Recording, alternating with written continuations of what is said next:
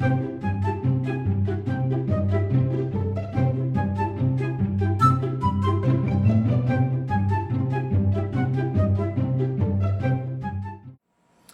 guys, this week as promised, Donna is here with us, and the reason is because she wants to give you a demonstration of how really good the Wolf brand pliers that we're now carrying at bcboutiques.com work. So many times when we're starting out as jewelry makers, we might tend to buy every tool that's recommended, everything that's on the block. And you know what happens? You end up like me. Back here there's a whole rack of ding-dang pliers that I never touch. I got a whole bunch of them over here. Never touch. I use my Wolf brand most of all, and then I use my Xuron cutters. And other than that, there's just a few tools here and there that I use. So wouldn't it be great to know from the get-go what is good? What's worth your money? Mm-hmm. And you know, a lot of times you think, well, I'm just starting out, so I'm going to buy a pair of $8 pliers. Don't do it. No, don't do it. You know what? I hate to admit it. I used to even sell them. I'm ashamed of myself for even selling them. You just learn. You know, I kind of thought, well, people just starting out, they don't want to Yeah. spend a lot of money. These are good enough. But no, they're not good enough. They pop the rings clear across the ring. Yeah, if flipping you're and me. flying everywhere. They don't cut worth poo. No. You know, I mean, no. You want to have good work. It doesn't matter if you're just starting out or if you're way on down the road. So we found that these Wolf brand pliers, and there's just a set of two, looping pliers and then a flat nose with an asymmetric tip. They are all you need, the really. bomb. And you've been seeing me use them in my videos since I don't know when. And I would love to have had them years back. Oh, she wanted them a long time ago. I'm like, Why? oh, yeah, because I had to buy a whole bunch, you know, blah, blah, blah, blah. You know, Javi used to steal them all the time. You know, I'd be always getting after Javi. Now Javi has her own pair, and you should have your own pair. And Donna is going to show you why, because she's had time to sit down and figure out all the ins and outs of why they're so cool for a new to intermediate jewelry maker. So I'm going to just step on out of the frame. I'm going to sit off to the side. She's going to conduct this video. I might interject something once in a bit, but mostly this is her video. So say hi, Donna. Talk to your audience. Well, I just really am looking forward to showing you what I think are some of the best tools you can get. Cost effective. You know, once you have these, you're not going to want any other ones. So I'm looking forward to showing you. Okay, here are the tools that I've been dreaming of that finally Brenda got. Now, I'd like to show you, first of all, this particular tool. When you look close, you'll notice some grooves at the very end. And this is a good thing, because if you're trying to work with some small jump rings, you can hold right onto them and they're not going to fall. You're not going to drop small things very much. It's just going to make work a little bit easier. And then I just wanted to show the angle. If you can tell here, looking at it, we have a straight side and we have an angled side. And depending on what you're working on, of course, you're just going to naturally get used to having this angle, and you're going to turn it whichever way you need it. Now I want to show you, this is amazing. This, if you notice, it is the groove chain nose. We have 3 grooves, and for beginners as well as anyone really, this is where you get your consistency in a tool and when you're trying to make loops. And I really do some of the things, I work on small things. Loop consistency is important to me. I most of the time with earrings use the smaller loop, but I also use all sizes. The ones with the grooves has the flat, and then the other one is a completely rounded part. And what I find, I like to figure out what I'm comfortable with. I like to hold my tools the same way each time. I keep this groove side closer to me, and I'm going to show you a few things that I do so that you can just maybe get some ideas of your own. I also try to lay the tools down in the same place, but the reason I do it is because it quickly became second nature to me, and then I would just reach for what I needed. You can stay more focused on what you're trying to create. You don't get distracted by losing your stuff. Having these tools actually leaves less tools in my way. So that's another reason I like them so much. And then once again, Brenda's recommendation of these Xuron cutters. I can't tell you enough how well they work. So here's basically what I try to have when I'm making these small earrings. I started to have a jewelry area in a flea market booth near our house. It was something I always wanted to do. I've been around jewelry all the time, and I even worked in a jewelry store when I was younger, so it's probably why I had that on my mind. But it's different, you know, when you start making things for like what you all are doing. That's when having decent tools really comes into play and helps you out, because now I need to do so much, you know, every week, and I'm a little bit under the pressure. Now, the first thing I want to do is to show you how to make a simple loop. Now, this is one that I bent already. I'm going to just lay it here. I know Javi doesn't need to really change the camera much, but what a tiny bead that is. That's on one of Brenda's head pins. Yeah, I think it's the 1.5 or 2 inch, but it's a simple thing. What I do, I have this ready. Here's my tool, and where'd that go? Okay, I'm gonna just make another one. Simply, I put it on here, and I use my thumbnail a little bit just to give a little bit of space between the tool and that bead. I'm going to find the groove that's farthest toward the tip, and if I need to just see more, I just will tip it a little bit toward me. I can tell that I need to scoot it down a little bit. It's a little bit too far, too close, and then I just kind of work with the tool and my hand, just slight pressure. That's a good check bead, so it's not a fragile bead. Then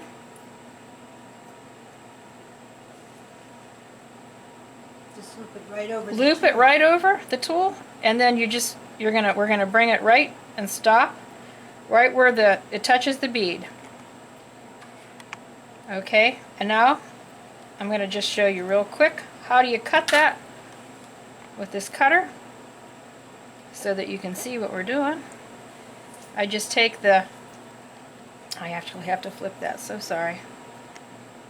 I take my cutter, oops, and I cut it right close. Oh boy, that doesn't want to act right. Right close to I want to take the flat part. I can't, I'm trying to have you see and I can't. There we go. Throw that out. This is a perfect little bead on a loop. These are all so small. I'll hold it so you can see it. And all you have to do is either put it on something and then just put it in place, and it just looks, you know, perfect. Such a simple thing to do. When you're learning how to start with jewelry, you want to definitely master that. Okay. The next thing, I love these bellflowers. I grew up in the country, and everything about flowers and garden and farming, I just bring right to me when I'm working on things. Brenda gets these checked bellflowers in. So there's a lot of different ways to do this. The one example I just held up, that was a loop that I had made, and then I attached a little bead to it. Or you can just simply use a head pin. Brenda's head pins are just, I don't want to use anything else but. Now I always, but I don't have one right now, love to put a bead cap on these little flowers. But I'm not going to right now just because it's easier to show you without. Okay, here we're going to go again. How simple this is. This I'm using a start clear down at the end. There's a groove right there for it to go in. Then I'm just going to take my hands, I'm going to bring it around, kind of sort of, you know, you can kind of see, and I look at it too. You can see the angle. But this is the different thing, you know, you're going to take your tool and turn it and put it right back in that groove. And then you're going to kind of double check it again. Wrap it around with your finger. You're going to move your tool as you go. I kind of watch it as I go. Sometimes it gets a little bit too much of a bend in it, so I adjust it. And then I'm coming around. If you can see, now before I start wrapping, I want to make sure that that bead has an angle about like that. Well, if I try to hold it with these particular pliers, it's going to not be as good. And I didn't do what I said. I put the pliers right in my way. This is best to just go ahead and hold them with this tool. You're going to get a real secure hold. And then you can see that, you know, this angle is kind of going right with the angle of that wire. That gives me more room. I'm going to bring this around. And then I check my work. I turn it and I look. Okay, I'm not overlapping that wire. That's good. Bring it around. If I need to shove it up there a little bit to get consistency, okay. I think as people get experience, this whole process goes faster. That's really true. But for now, it's actually good that I'm slow. Now, here's the thing. That you want to try to get 3 wraps. Now, I'm going to have, in my excitement and nervousness, I'm going to have to go ahead and do more, which I don't really like to do. But you want to have a little bit of a space so that you know you've got room for that wire to tuck in there without making this bead too tight. You don't want your bead to move, but you don't want it to put pressure. Now I'll just finish this off right here. I use 2 of these pliers. And I was worried that it would happen this way, that I would have too many loops. And I know what I did wrong. I knew what I did is that I just adjusted that a little bit too much. But you can see that I use my other cutter, my other plier, and then I'm going to use my, let's see how I go. I still don't have too much tightness. And I like to use 2 of these. How neat is that? Just a neat little thing. And usually I don't have that many loops. Usually I get 3. But you can see how nicely these tools work. I mean, just so nice. A little bead just makes it easily, it just makes a nice presentation. Now here's the one leaf I did before. I only have 3 wraps on this. That's what I try to go for. Sometimes you have to cut it off and do it again when you're starting, and that's okay. Let's see. The next thing, I almost dare try it. This is one of these flowers that it's like a button bead, and I love using these because they can face the direction I want, but yet at the same time I was kind of perplexed as to what to do with it. Now this is what I sometimes you just have to experiment. What I did was I thought to myself, I'm going to use some wire, make a big loop so I can hang off smaller flowers, and then I'll make a wire wrap at the top. And a hint for y'all, beginners, do them both at the same time. Don't do one, walk away, and come back and do the other, because it's fresh in your mind when you do them both at the same time. But just to show you what I did, this is 22 gauge wire, but 20 gauge is if you're going to do connecting, you want to make it the stronger wire. I also like the lighter wire for the small pieces. This particular one I would have used 20 gauge instead of the 22, but this is what I grabbed. I like to keep my wire on the cover on the wire. It just seems to work out for me. I kind of spin it back and then pull it, and I just prefer it that way. I have a piece pre-cut so that we can make it better for time. And then here's my looping plier. Always use the flat side toward me, and I'm going to use the big one this time because I'm trying for a bigger wrap. And you just go, whoops, felt it come out of the groove. Just bring it around. You know what, I really should have had the heavier wire, but we're going to, just for the sake of time, show it. And see how, because you have a flat side, you can make such a perfect, look at that, perfect loop. And here's an example of a loop I just made earlier. It's very tiny with the tiny side. Perfect loop with those pliers. And here's just a regular pin that you can get at BC Boutique. See how close? It's just the same thing. But anyway, I was experimenting on what to do with this bead. I made a loop so that I could hang some things off of it, and like I said, usually I use the heavier wire. And then what I do is I just... What 20 gauge is what I prefer, but I grabbed the 22 because I was working with the beads and didn't get the heavier wire. So, you know, just make sure this particular thing you have the heavier gauge 20 too. So I'm in the oh, I went to the smaller groove, but I don't want to do that. I'm going to go in the bigger groove because I want this to be a match that. Came over a little bit, flip it around, come around. No. Ah, something went wrong. That's okay. I think what wrong is something I'm doing because I'm nervous.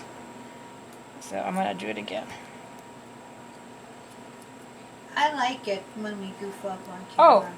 me too. I think it just it shows folks what can go wrong, and that it happens to everybody, whether you're new or very experienced. Donna has done this at home a lot of times. I have, but you know what? Not on camera. Yeah, I hadn't realized. Just I think because it's on camera, I'm a little bit. I didn't realize it would make me a little bit nervous. There's certain things I just don't want to do on camera because I'm shaky or. But it's principles that we're showing here so that people can get it. And then I have the, I went and grabbed the wrong wire. Going again.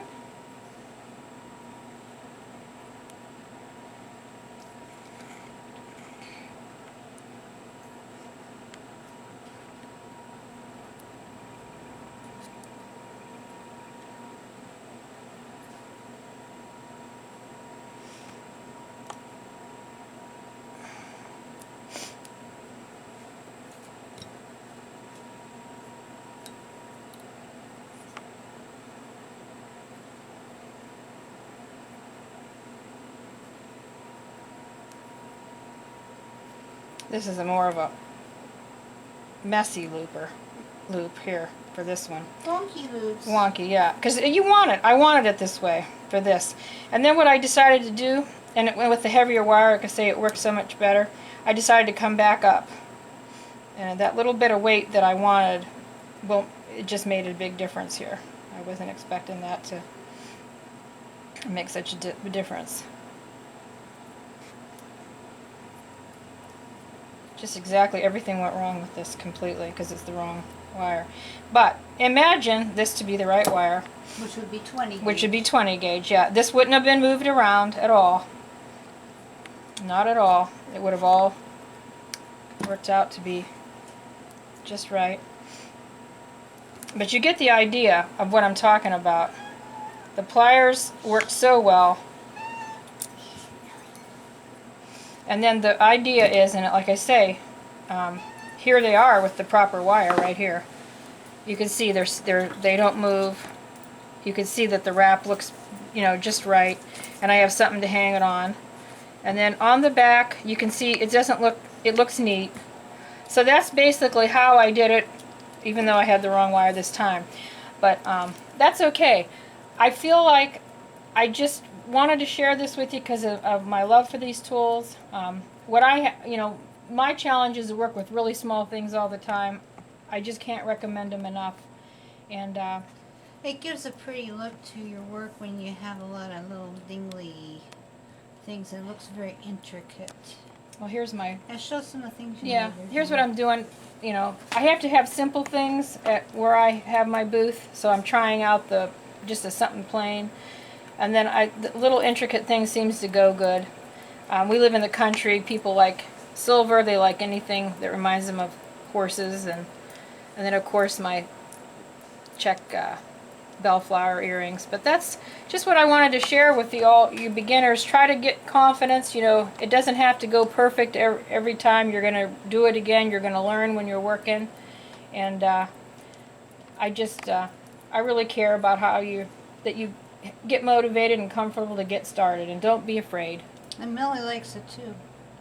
Yeah. Millie's been right up here next to Donna. She probably feels sorry for me because she keeps crying. Say hi, Millie. Hi, Millie. Hi, Millie. Hi, Millie. She's a spider-eating cat. Yeah, Donna did a beautiful job, and I hope you got to see and enjoy the use of the Wolf brand pliers. We sell them in a set for $39.95. They'll last you a long time. I've never replaced mine, and I give mine heavy duty use. There is not a time that I make jewelry that I don't use them. I mean, like, I'd be really hot mad if somebody walked off with my Wolf pliers. So anyway, you might want to come on over to bcboutiques.com where we have the good stuff and pick up a set for yourself. We have them in stock right now, and I also have a backup order on its way, so there'll be plenty. So come and get some Wolf brand pliers, and thank you for your time today. Thanks for visiting with us, and goodbye from all of us for today, including Millie. And thank you for your patience with me. I'm just getting started here. You did good, Donna. Thank you. Yay! bcboutiques.com.